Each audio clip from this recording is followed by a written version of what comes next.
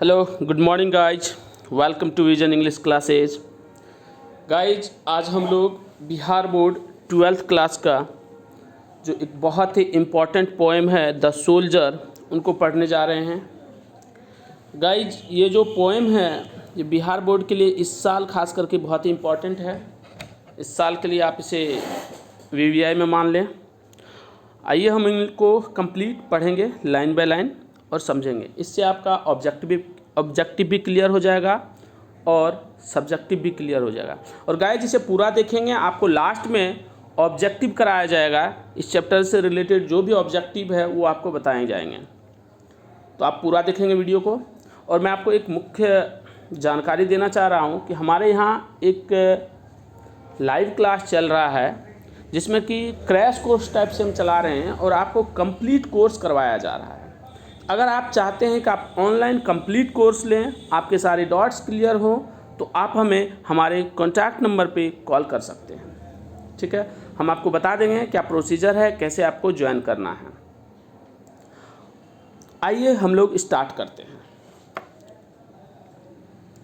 देखिए चैप्टर का नाम क्या है, द सोल्जर। ये एक पोएम है और ये 14 लाइन की पोएम है। कितनी लाइन की पोएम है? 14 लाइन की। और जो 14 लाइन की पोएम होती है फ्रेंड्स, उसे बोलते हैं इंग्लिश में सोनेट। क्या बोलते हैं? सोनेट। क्या बोलते हैं? सोनेट। तो ये जो द सोल्जर है, आपसे पूछेंगे कि द सोल्जर किस प्रकार के पोएम है, तो ये एक सोनेट है। ये कितने लाइन की है? 14 लाइन की है। अब देखिए इससे रिलेटेड क्वेश्चन और क्या क्या आते हैं जो आपका हेडलाइन है उससे, कि द सोल्जर को किसने लिखा। ये क्वेश्चन कई बार पूछे जा चुके हैं कि द सोल्जर किसने लिखा। तो किसने लिखा?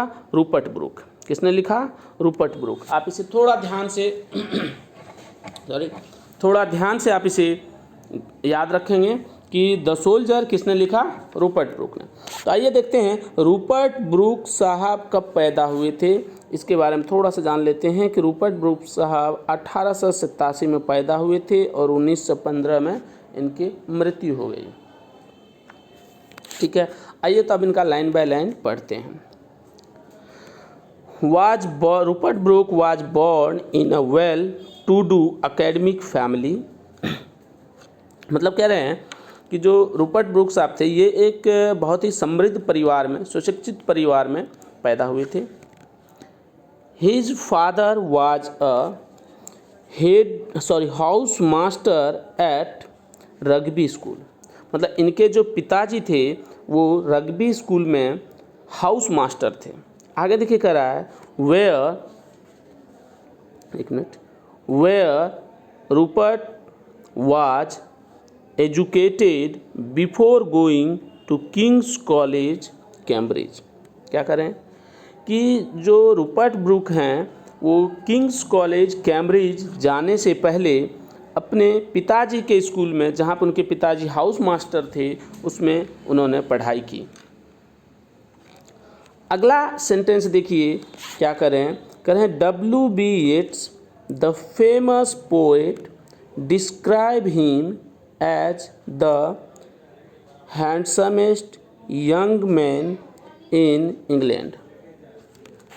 देखिए W.B. येट्स अपने समय के बहुत ही फेमस पोएट थे इंग्लैंड के, और ये W.B. येट्स साहब जो हैं रूपर्ट ब्रूक को क्या कहते हैं? The handsomest young man in England. क्या कहते हैं?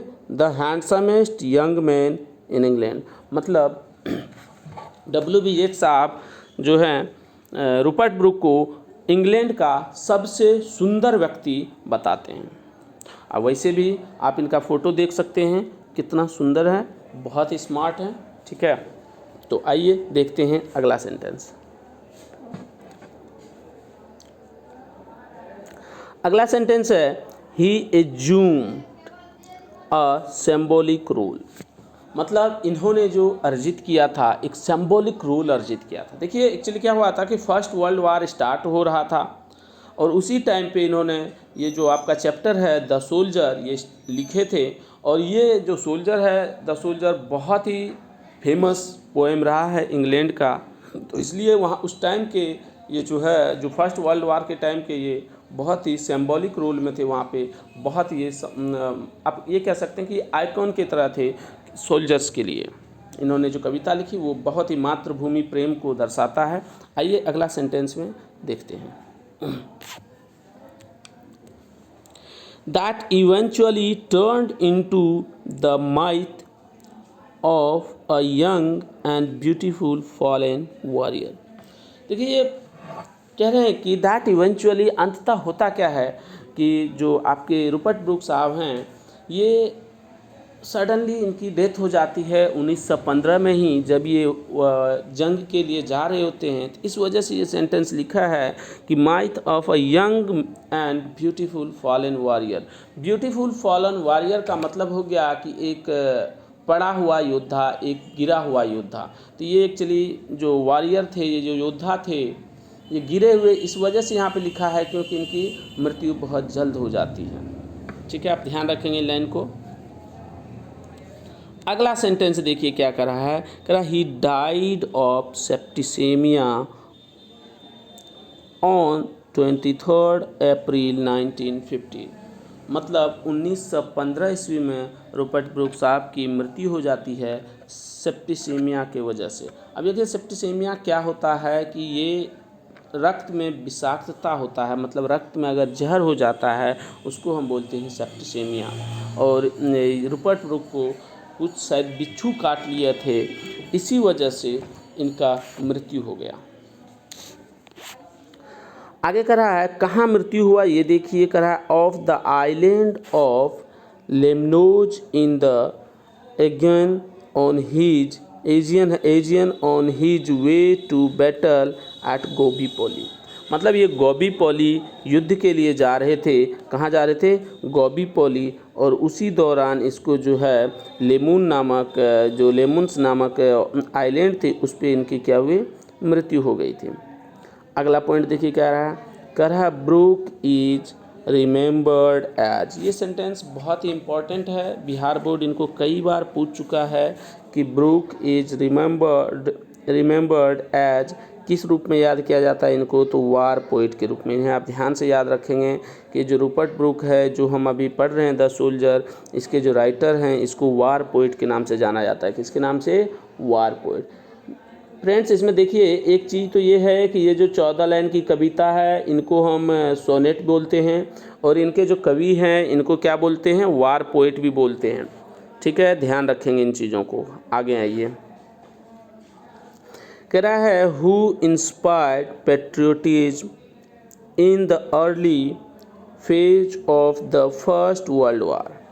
कह रहे हैं कि ये जो फर्स्ट वर्ल्ड वार के दौरान है, ये मातृभक्ति समझे देशभक्ति को जगाने का काम किया।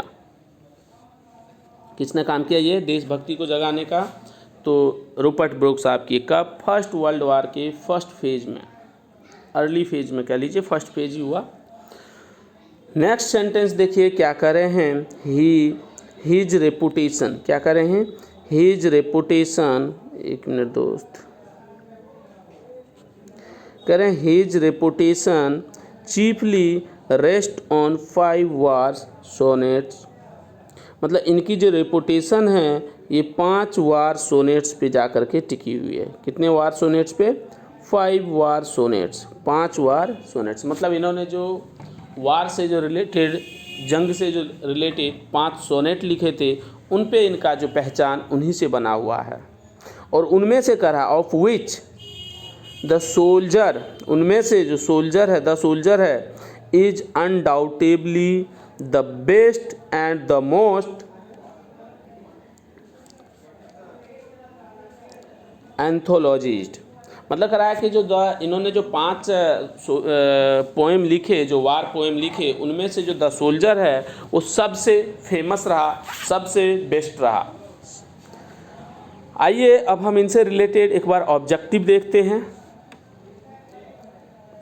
आशा करते हैं कि आपको समझ में आया हो। अगर दोस्त समझ में आ रहा है तो प्लीज़ इसे लाइक कर दें और अपना कमेंट हमें अवश्य भेजें। अगर कोई सी भी सेंटेंस में आपको दिक्कत लग रहा है, मैं सिर्फ इनका सिंपली आपको हिंदी समझा रहा हूँ, इससे रिलेटेड ऑब्जेक्टिव ईजिली बन जाएंगे आपको। एक बार मैं और अभी आपको ऑब्जेक्टिव करवा रहा हूँ। और हमने आपको बताया कि अगर आपको हमारा क्लास ज्वाइन करना है, लाइव क्लास ज्वाइन करना है, तो आप हमें हमारे नंबर पे कांटेक्ट करें। एक बार नंबर आप यहाँ भी लिख लीजिए, क्या है हमारा 7479712562। ये हमारा कॉन्टैक्ट नंबर है, आप इस पे हमें कॉन्टैक्ट भी कर सकते हैं और हमारा जो कंप्लीट कोर्स का बैच चल रहा है उसको ज्वाइन कर लीजिए। और प्लीज़ वीडियो को लाइक, शेयर और अपना कमेंट्स अवश्य हमें भेजें कि आपको वीडियो कैसा लग रहा है। आइए देखते हैं इससे रिलेटेड ऑब्जेक्टिव क्या क्या हो सकता है। पहला ऑब्जेक्टिव देखिए बनता है कि द सोल्जर के राइटर कौन है।